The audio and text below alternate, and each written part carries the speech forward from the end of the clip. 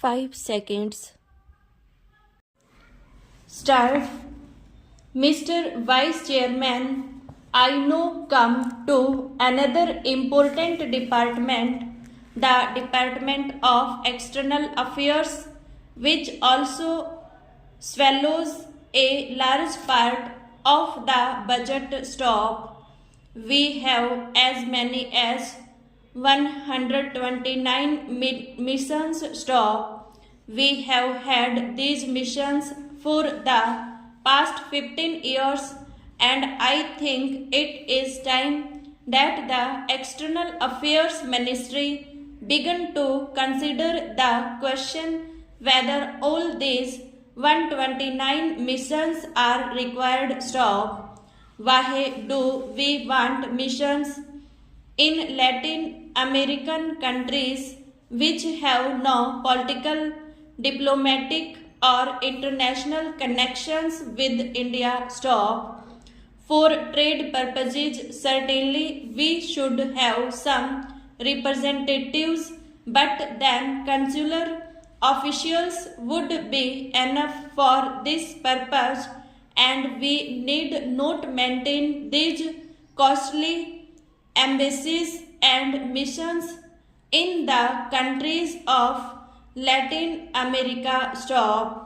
Looking at the report of the Ministry of External Affairs, I find a reference made to relations with foreign powers stock. Relations with Afghanistan and Burma, our immediate neighbors, our near neighbors, are reported to be friendly stock. About Pakistan, nothing is said about relations stock. The obvious reference is that the relations are not friendly stock. But what about the countries of Southeast Asia stock?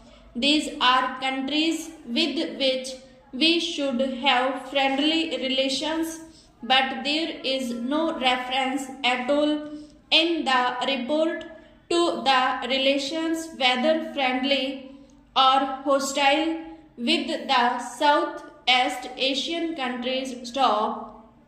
For the defense of India and for the defense of the whole South Asia, especially Southeast Asia, friendly relations with the Southeast Asian countries are absolutely necessary stock.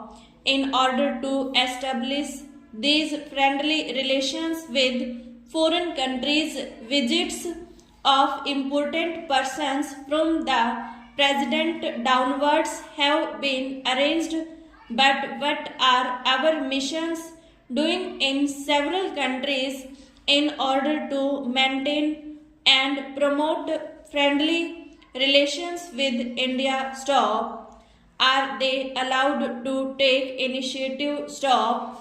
Are they allowed to be active in the promotion of friendly relations, or are they to be content merely with carrying out the orders from the Ministry of External Affairs stock? What information, diplomatic, economic, military, do these missions abroad convey to India stock?